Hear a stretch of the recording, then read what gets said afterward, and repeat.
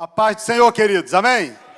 Graças a Deus, abra comigo a sua Bíblia no livro do profeta Daniel. Livro do profeta Daniel. Graças a Deus, que noite agradável, né? Que noite agradável. Pastor Paulo César nos leva a 30 anos atrás e muitos de nós lembramos muito bem, né? Olha aí, viu? Lembramos muito bem. Graças a Deus. Graças a Deus. Livro do profeta Daniel, capítulo de número 4. Versículos. Nós vamos hoje meditar um pouco sobre este homem que Deus escolheu para fazer algo fantástico na vida dele. E nós vamos viajar um pouco nesse livro. Mas vamos ler aqui apenas o início do capítulo de número 4, versículos 1 e 2. Versículos 1 e 2, que vai dizer assim, isso é o rei escrevendo. O rei Nabucodonosor, a todos os povos, nações e homens de todas as línguas que habitam em toda a terra, paz vos seja multiplicada. Pareceu-me bem fazer conhecidos os sinais e maravilhas que Deus, o Altíssimo, tem feito para comigo. Amém? Diga assim comigo, Senhor, eu abro o meu coração para ouvir e receber a Tua palavra. Em nome de Jesus, fala comigo, Pai. Amém. Pode tomar o seu lugar. Graças a Deus. Graças a Deus.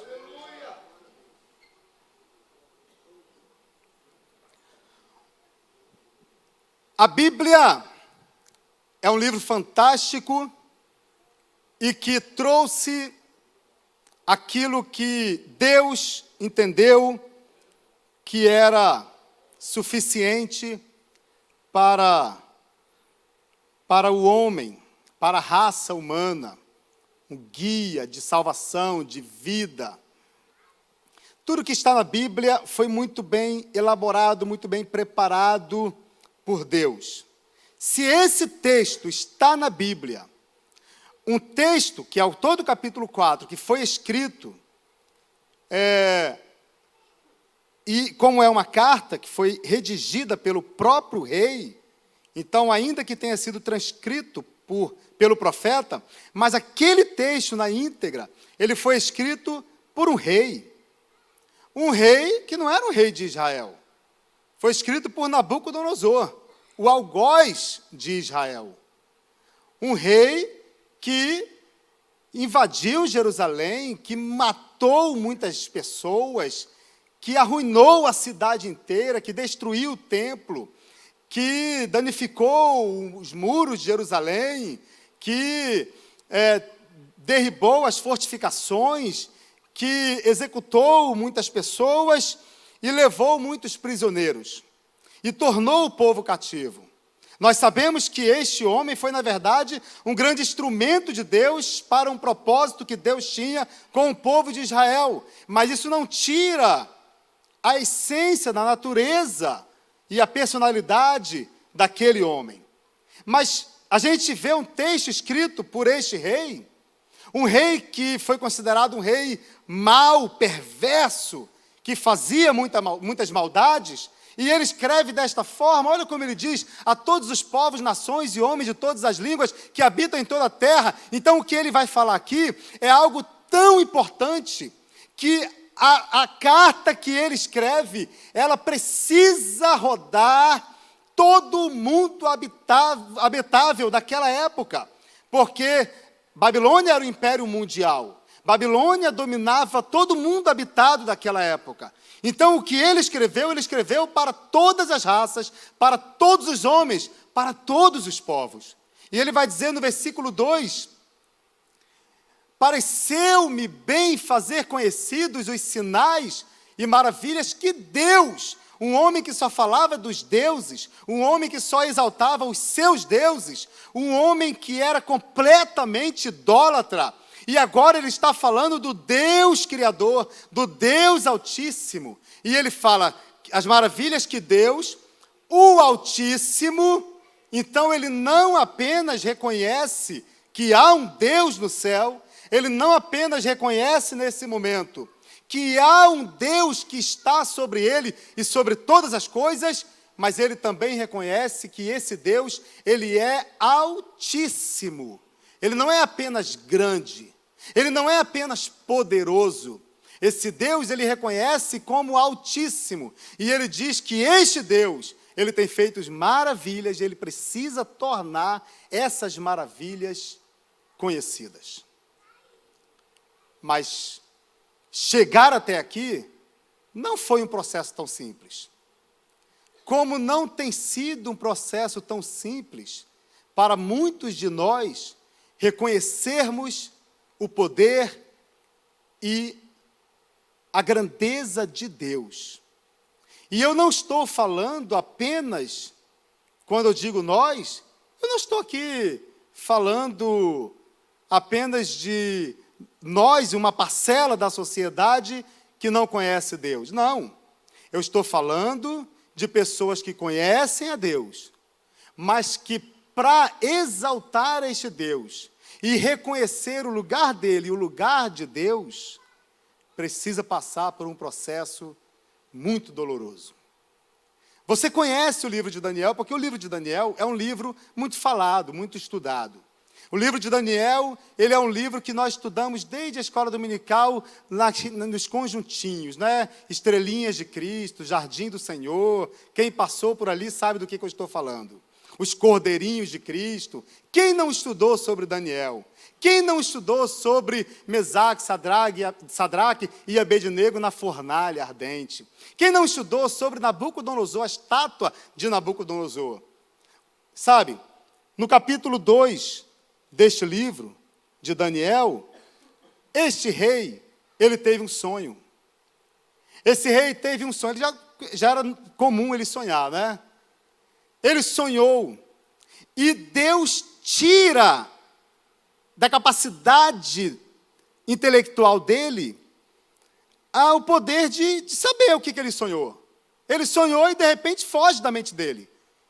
Nem ele sabe o que ele sonhou.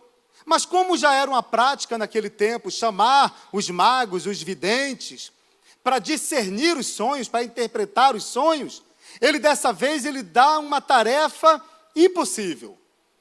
Que os videntes deveriam dizer qual foi o sonho dele e em seguida dar a interpretação. Eu vou ter que correr com essa parte, porque a gente só precisa passar por aqui para chegar onde o Espírito Santo quer chegar para falar com o seu coração nesta noite. Mas você vai entender, em nome de Jesus. Ele chama os videntes, e os videntes não são capazes nem sequer de dizer o que ele sonhou. E aí surge o profeta Daniel, que era um dos prisioneiros que foram levados de Judá para a Babilônia, para viver aquele cativeiro. Mas ele, da família real, sábio, ele é colocado no lugar de destaque e está ali nos arredores do palácio, servindo ao rei no palácio.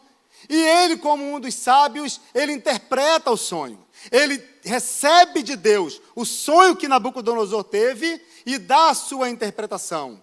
E aí, para quem frequenta a escola dominical, você sabe disso. E ele diz: ó grande rei, o Senhor sonhou com uma grande estátua, e essa estátua tinha cabeça de ouro, o peito e os braços de prata, o ventre de bronze e as pernas de ferro, os pés em parte de ferro e em parte de barro. E aí ele vai dando a interpretação que Deus trouxe para ele, e ele vai contando para o rei que a cabeça de ouro simbolizava exatamente o reino de Nabucodonosor, a Babilônia, e que depois viria outro reino, a Média e a Pérsia, o Medo-Persa, que seria simbolizado pelo peito e os braços de prata. prata, e o ventre de bronze, que seria a Grécia, e depois as pernas de ferro, com a parte mais comprida do corpo, o Império Romano, que seria um império muito longo, mas não seria tão forte quanto o ouro e a prata, e nem o bronze. E ele vai dando aquela interpretação, e quando ele termina de falar com o rei,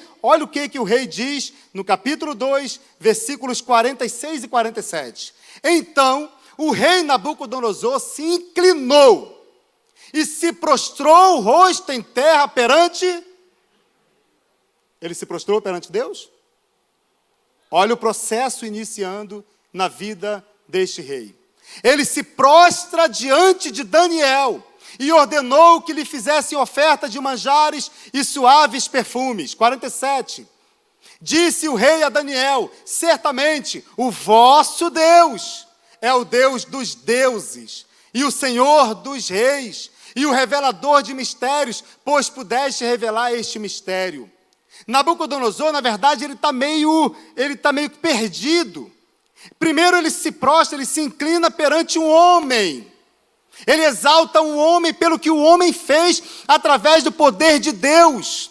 Depois ele faz uma salada espiritual aqui. Olha o que ele diz: o vosso Deus é o Deus dos deuses. Se nós estivéssemos falando isso, se eu, por exemplo, disser aqui que Deus é o Deus dos deuses, você vai entender que eu estou dizendo que o nosso Deus, ele é soberano sobre qualquer Deus. Ele está sobre qualquer Deus. Mas ali ele estava querendo dizer que há deuses, que todos os deuses têm o seu poder e a sua colocação no mundo espiritual, mas que o Deus de Daniel está acima desses deuses. Ou seja, ele não está adorando apenas o Deus de Daniel. Você entende o que eu estou falando? Ele faz uma complicação ali e ele diz: o seu Deus, Daniel, ele é o Senhor dos reis, porque naquela época os reis eram tidos como deuses. O rei, o imperador, era um deus para a população. Ele se via como Deus, ele não se via como homem. Então ele está dizendo que Deus está aqui comigo, Deus está no mesmo patamar que eu, mas pelo que ele fez, eu até reconheço que ele está acima de mim. Mas ele não deixa de se ver como Deus. Pois pudeste, e o revelador de mistérios, pois pudeste revelar este mistério. Nabucodonosor aqui, ele começa a revelar a sua personalidade. Uma personalidade meia dúbia. Ele começa a se desmontar diante das coisas que Deus faz. Neste momento, Nabucodonosor, ele representa aquela parcela da sociedade que, de alguma forma, conhece a Deus, mas não entende Deus. Ele conhece Deus de alguma forma. Deus faz alguma coisa e ele conhece. E ele reconhece que há um Deus nos céus. Mas ele não entende esse Deus. São como aquelas pessoas que olham para a igreja, achando que há algum poder na igreja, quando na verdade o poder é de Deus. Se nós tirarmos o Espírito Santo daqui, irmãos, o que sobra é nada. Só sobra, o que sobra não tem poder, não tem valor nenhum. Você vê um momento, alguns minutos agradáveis que nós passamos aqui, cantando os louvores, adorando a Deus. Meu Deus, que coisa maravilhosa é essa? Tira o Espírito Santo daqui, não sobra nada.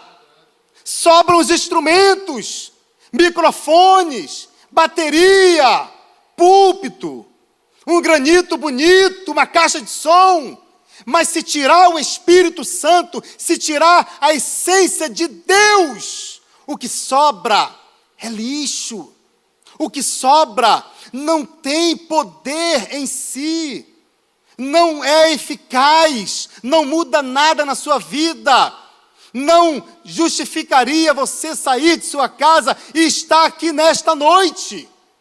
E assim muitas pessoas hoje estão perdidas. Vamos em tal lugar, lá é muito legal. Olha só o que algumas pessoas falam: lá é muito grande, lá tem ar-condicionado, e o ministério de louvor lá, muito show. E Deus, a pessoa não conheceu Deus. A pessoa, através de alguma forma, reconheceu que há um Deus. Há uma representação de Deus ali naquele lugar.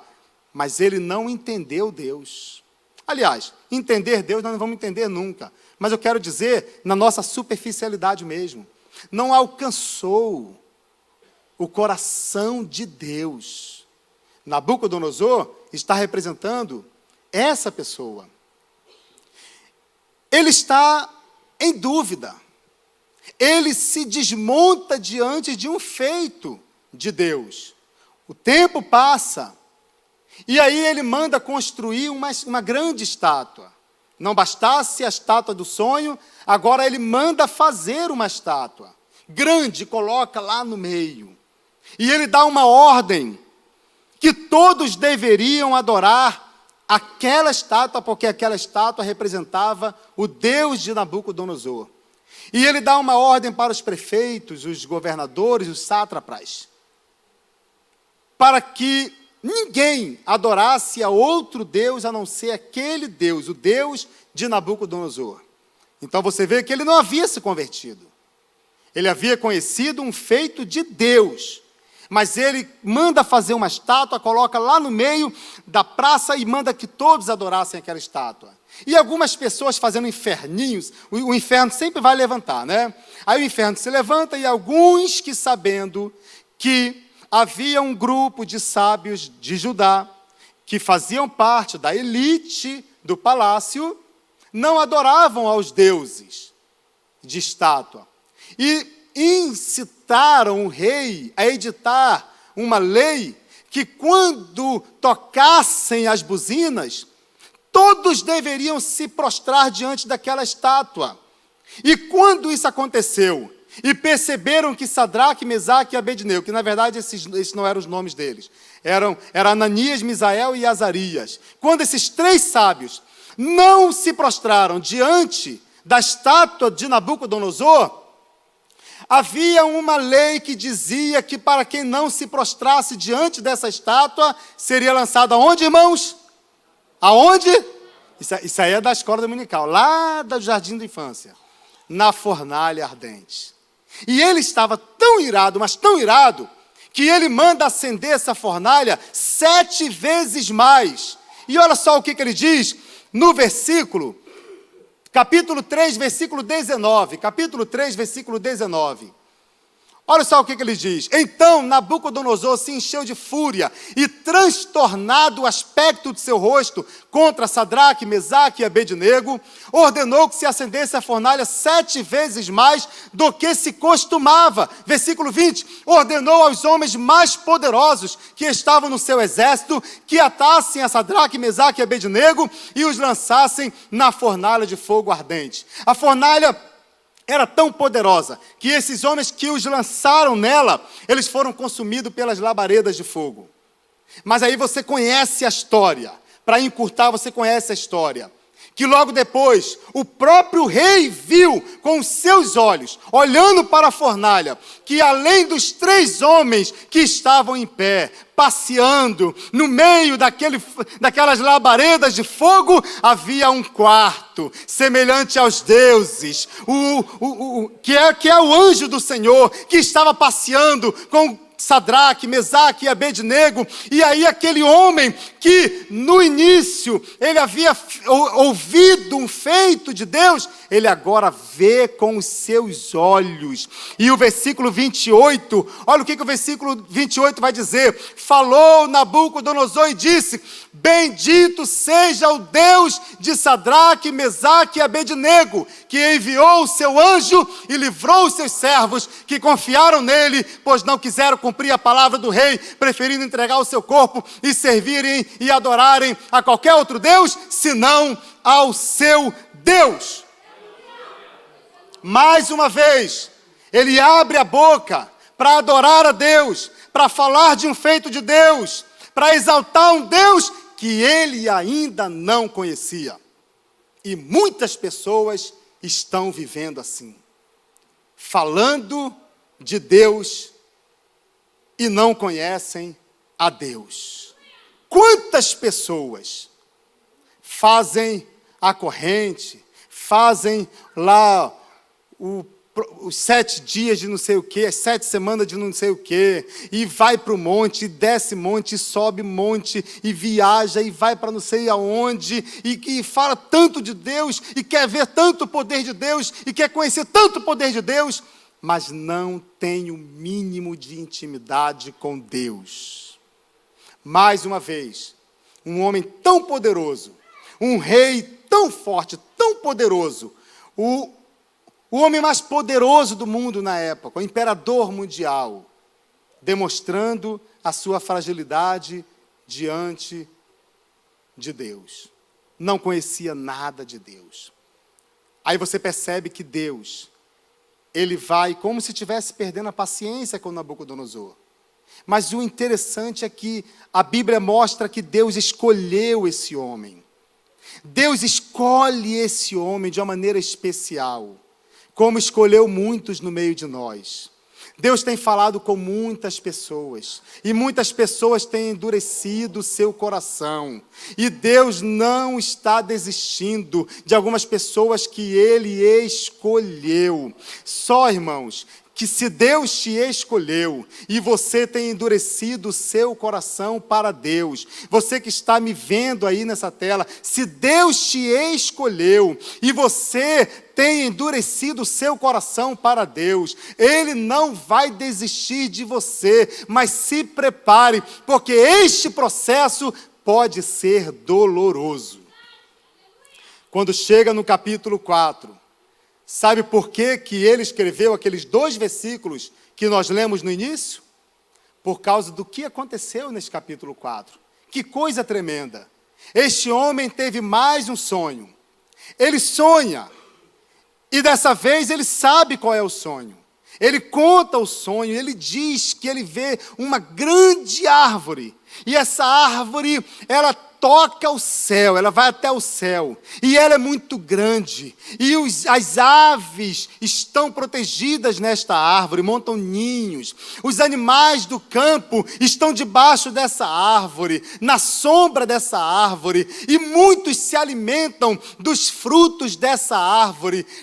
Surge novamente o profeta Daniel, agora mais velho, já muitos anos se passaram, surge o profeta Daniel, depois já de alguns anos, mas a história é muito parecida. É mais o sonho daquele rei louco. E ele sonha, e Daniel chega e dá a interpretação daquele sonho, porque no sonho ele vê que surge um mensageiro e diz que aquela árvore seria derribada e ficaria só o tronco no chão, mas o tronco ficaria ali, e aquela árvore ficaria derribada, e passariam 7 tempos sobre ela, e o orvalho a molharia, e ela perderia a sua glória, o seu esplendor. Daniel dá a interpretação do sonho para Nabucodonosor e diz: ó grande rei, esta árvore é o Senhor, que é grande em esplendor, em glória, e muitos têm comido do seu pão, muitos estão à sua sombra, mas se o Senhor não adorar a Deus, Ele vai te derrubar. Esse mensageiro é um mensageiro do Senhor, que diz que o Senhor será derrubado, e passarão 7 tempos sobre o Senhor, e o Senhor terá o seu corpo molhado pelo orvalho, se não der glória a Deus. Deus ainda dá uma chance para Nabucodonosor. E aí, quando chega no capítulo 4, no versículo de número 30, o rei, mesmo tendo ouvido a palavra de Deus, mesmo conhecendo a palavra de Deus, parece que ele teve uma amnésia. Porque é isso que acontece quando a gente não conhece a Deus. É isso que acontece quando a gente frequenta os movimentos de Deus, quando a gente anda com pessoas de Deus, quando a gente participa das coisas de Deus, mas quando a gente não procura conhecer a esse Deus, parece que nós temos uma amnésia. Nós lemos a Bíblia, nós estudamos a Bíblia, mas nós não conseguimos cumprir o que está escrito na Bíblia. O rei ouviu uma palavra muito clara, que se ele não adorasse a Deus, que se ele não enfiasse a sua viola no saco, como se diz, ou seja, guardasse o seu orgulho, Ele ia viver como louco, durante 7 tempos. E aí alguns estudiosos dizem que são 7 anos. Outros dizem que são 3 anos e meio, porque naquele tempo só havia inverno e verão. Cada tempo era um inverno e um verão. 7 tempos, 3 anos e meio. Eu acredito que seja realmente 3 anos e meio. Mas isso não faz diferença para a gente. 7 tempos, que sejam 3 anos e meio, ou que sejam 7 anos, não importa. Olha só a loucura do rei. De repente, ele passeando pelo jardim, e você sabe que Nabucodonosor foi um rei que se destacou na história exatamente pelas suas construções, pelos jardins suspensos que ele mandou fazer apenas para agradar as suas mulheres, com as muralhas de fileiras duplas para fortificar a cidade, aquelas construções belas que ele fez, aquelas colunas onde haviam templos de adorações aos seus deuses. E ele está na varanda do palácio, andando e olhando para aquele império. E ele abre a boca e diz: não é esta? Eu imagino que de repente eu abrir a boca ali ou falar, seja até uma força de expressão. Talvez tenha vindo apenas na mente dele. E nós temos que tomar cuidado com aquilo que vem no nosso coração. Porque o diabo não sabe o que falamos. Enquanto não falamos, o diabo não sabe o que nós pensamos. Ele só sabe aquilo que nós verbalizamos ou expressamos de alguma forma. Mas Deus conhece o coração. Independente de estar na igreja ou no centro de macumba, independente de estar numa festa de carnaval, ou num culto ao ar livre, não importa o lugar, a mente é o lugar onde nós podemos cometer as maiores loucuras, os maiores absurdos que um homem pode cometer. E este homem, ele fala na sua mente, no seu coração, ou com os seus lábios, e ele diz: não é esta a grande Babilônia que eu edifiquei para a casa real, com o meu grandioso poder e para a glória da minha majestade? Irmãos, a Bíblia diz que ele nem terminou de verbalizar aquela expressão e já veio a sentença de Deus sobre ele. E no mesmo instante ele cai numa loucura. E ele se prostra no chão, e agora não tem jeito, porque foi Deus que veio com uma sentença. E lança aquele homem no chão, e ele passa a andar como um quadrúpede. E ele passa a ter comportamento de animal, de lobo. E ele é levado pelos seus criados para viver no campo. Ou 7 anos, ou 3 anos e meio. Vamos imaginar que ele ficasse 3 anos e meio. 7 estações da época. Inverno, verão, inverno, verão. 3 anos e meio. Foi o suficiente, e a Bíblia diz, foi o suficiente para que ele criasse pelos horríveis, vivendo no meio do mato, com os lobos, sendo molhado pelo orvalho e se alimentando de capim. Ele não comia comida como você come, feijãozinho com arroz, comendo capim, comendo como um animal, vivendo com animais. Foi o que aconteceu com um homem que não quis dar glória a Deus.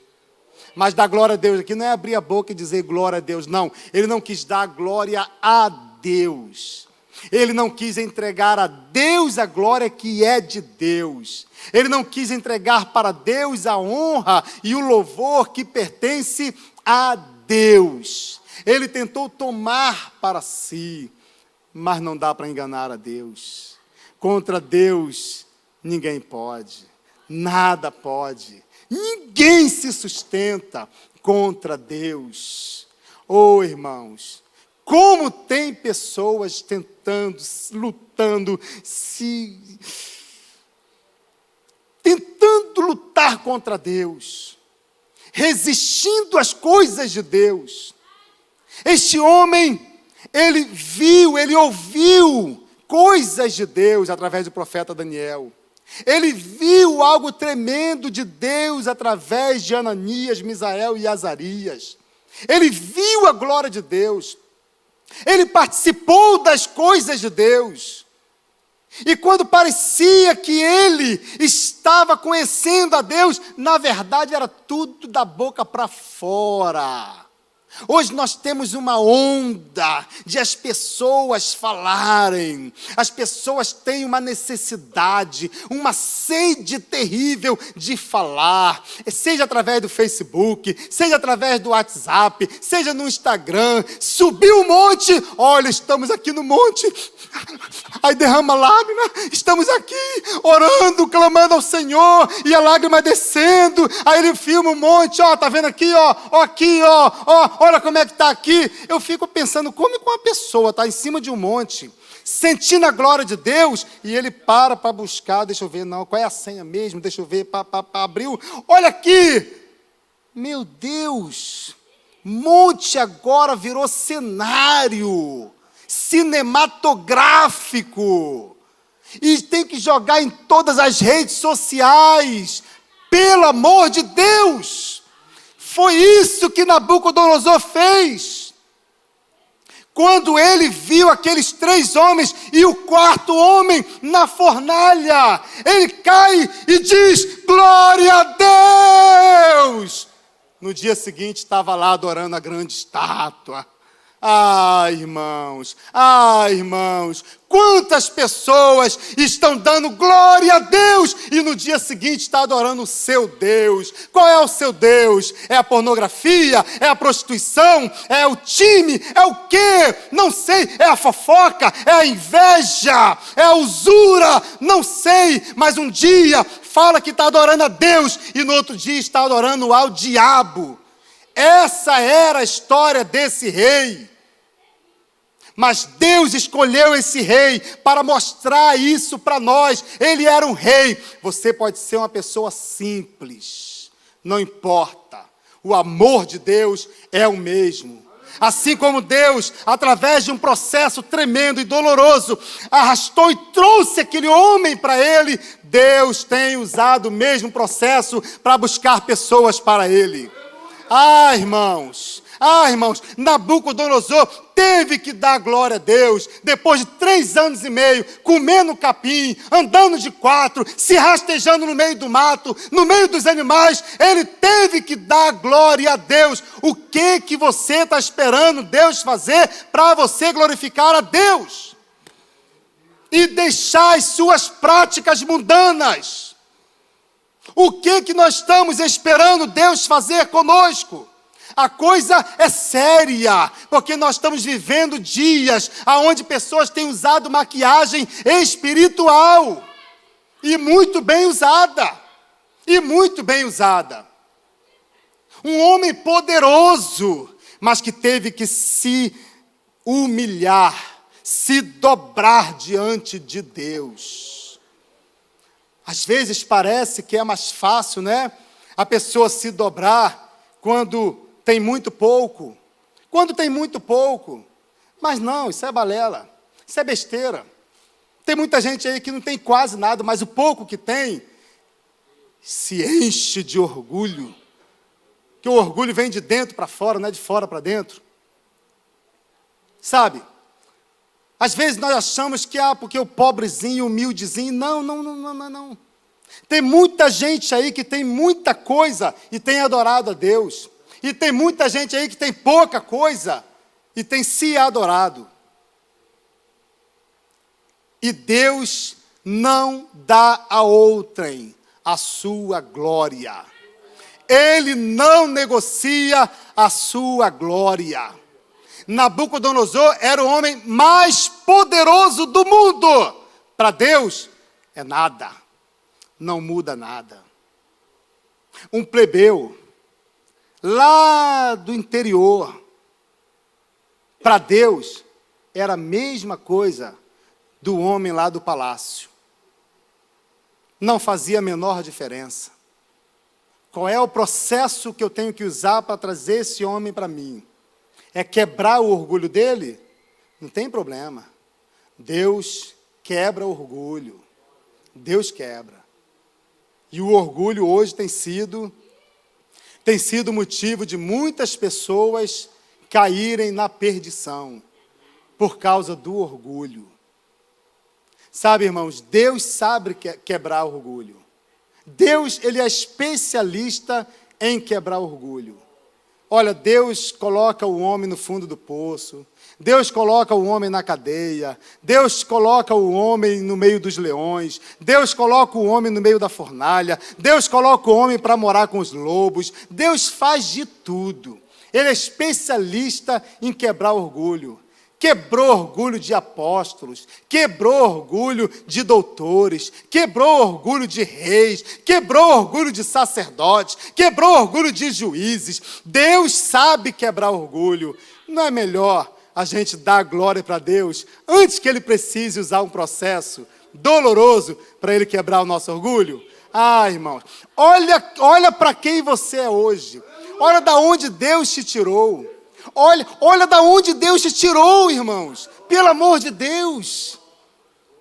Será que você não tem motivo para dizer: Deus, a honra é tua, a glória é tua? Irmãos, quando eu paro para pensar, meu Deus e meu pai, com 19 anos, ou seja, há quase 45 anos atrás, meu pai chega nesse Rio de Janeiro, da rodoviária, direto procurar um trabalho. Nem casa tinha, não tinha nem para onde ir. Naquele tempo também, né? Não precisava nem ter. Bastava ir para a beira da praia e procurar um canto para trabalhar e dormir. Pronto, começou. Depois, arrumou um jeito logo de fazer 5 filhos e fomos lá para cima do morro, num barraquinho de telha, irmãos, que chovia mais dentro do que fora. Aí eu olho para a minha vida hoje. Irmãos, eu seria um louco se eu não desse a glória a Deus. Quem sou eu? O que eu tenho? Quem sou eu diante de um Deus tão poderoso, irmãos? Tão poderoso, irmãos. Mas nós temos muita dificuldade com o nosso orgulho. Nós temos muita dificuldade. Nabucodonosor, ele estava vendo que Deus estava falando com ele. Ele estava percebendo as coisas que Deus estava fazendo com ele. E ele tinha um profeta sempre ao lado dele. Ele ouvia o profeta. É porque ele sabia que tinha algo para ele entender de Deus. Mas sabe, quando Nabucodonosor, ele olha para o seu império, e ele abre a boca para se gloriar daquele império, na verdade ele estava se revelando quem ele realmente era, desde o início. E assim é conosco.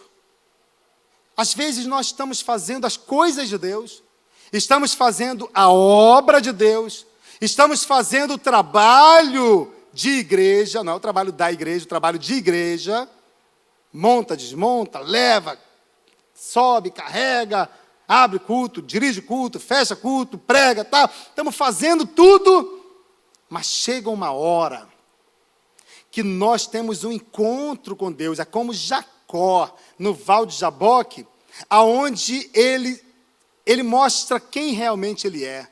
E ali não tem jeito, ali não tem prorrogação, tem pênalti, vai até o final.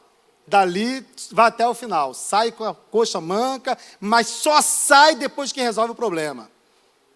Aí chega uma hora que Deus fala assim: é hoje, meu filho, nós precisamos resolver esse problema. Qual é o seu problema? É o problema do... Aqui nós estamos falando de orgulho. Mas qual é o problema? É o orgulho? Qual é o problema? É o pecado que não consegue deixar?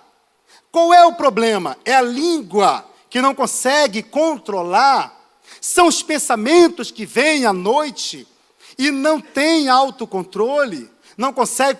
Qual é o problema? Chega uma hora que nós temos que descer o Val de Jaboque e dizer: Deus, olha só, estou aqui e hoje eu preciso resolver isso. Não tem mais espaço para adorar dois deuses. Não dá para adorar. Ou adora um, ou adora o outro. É hoje que nós temos que resolver isso. E como Nabucodonosor não teve uma iniciativa, como ele não toma uma iniciativa, Deus tomou uma iniciativa por ele. E aí Deus humilhou, porque aquele que não se humilha, ele é humilhado por Deus. Deus humilhou aquele homem. Pensa você, o homem mais poderoso do mundo, pisando em tapetes vermelhos, dormindo em pétalas de flores, com as melhores essências, as melhores bebidas, as melhores iguarias. E de um dia para o outro, está se rastejando no chão, dormindo no mato e comendo capim. Deus nos convidou para comer da sua carne e beber do seu sangue. Você não foi feito para comer capim. Come capim aquele que não quer se dobrar e se prostrar diante de Deus. Você vai esperar para comer as imundícias desse mundo? Não faça isso. Há um banquete de Deus diante de você. Deus preparou um banquete espiritual diante de você. Deus preparou um banquete para você se alimentar e se fartar das coisas de Deus. Não espere chegar o dia em que Deus vai chamar você para acertar as contas. Se há um problema lá dentro, que nós ainda não acertamos com Deus, se há sabe aquele famoso pecado de estimação, que a gente não deixa de jeito nenhum? Ah, irmão, pecado de estimação. Hoje é uma noite excelente para tratar dos pecados de estimação. Deixar tudo aqui aos pés da cruz. Hoje é uma noite excelente para isso. Porque Deus ali tratou do orgulho, mas hoje Ele pode tratar da moral. Ele pode tratar do caráter. Nós temos vivido aí uma crise moral. A nossa crise não é bem uma crise econômica. A crise econômica é o desdobramento da crise moral. Nós vivemos uma crise moral, irmãos. Uma crise moral. Agora à tarde, uma pessoa contou para mim que estava ouvindo um relato de uma mulher, de uma cantora, que eu não sei nem o nome, que estava dentro de um avião, essa noite, de ontem para hoje, vindo de um show dos Estados Unidos. Ele deitou, colocou o fone de ouvido assim pendurado, o carregador para carregar o celular. O celular estava dentro da bolsa, ninguém levou, mas levaram dentro do avião um fone de ouvido e um carregador. Aí ele revoltado e falando, gente, pelo amor de Deus, como é que nós queremos criticar um político que rouba 10 milhões, se o miserável rouba um carregador de 20 reais? E não é que ele está certo? Bastou a oportunidade. E não é que ele está certo. Nós estamos vivendo uma crise moral. Há uma carência de moral, de ética, por parte daquele que rouba 10 milhões, e há também por parte daquele que desvia os 10 reais, os 20 reais, os 50 reais. Há uma crise moral no nosso meio. E nós precisamos tratar isso. Isso é coisa espiritual, irmãos. Isso é espiritual. Eu tenho dito, quando eu falo sobre isso, que uma pessoa em sã consciência não rouba 100 milhões e deixa pessoas morrendo no hospital, não rouba 200 milhões e deixam crianças sem merenda na escola, não. Isso é espiritual, isso é demônio, isso é coisa do diabo, isso é produzido lá dentro do inferno e as pessoas têm dado espaço no seu coração para esse tipo de atitude. E as crises morais que nós temos vivido dentro da igreja, com o nosso comportamento, com o nosso linguajar, com as nossas atitudes, com as nossas palavras. Nós precisamos tratar. Deus está tratando com a igreja, porque nós estamos sim vivendo os últimos dias e nós precisamos tratar do nosso coração, da nossa mente, para que não seja preciso que Deus nos coloque para comer capim, como fez com Nabucodonosor. Não espere Deus tomar atitude. Toma uma atitude. Deus, o Senhor está falando. É para isso que existe a palavra, irmãos. Ah, porque um dia Deus vai tratar. Não, a palavra está aqui para isso. Essa palavra, ela é o nosso tratamento. Ela é o nosso remédio. Tome esta palavra. Ah, mas é apanhando que se aprende. Que história é essa? De que é apanhando que se aprende? Se você pode aprender para não apanhar. Aqui está a palavra para isso. Toma a palavra, embute isso no seu coração e serás feliz, bem-aventurado. Amém?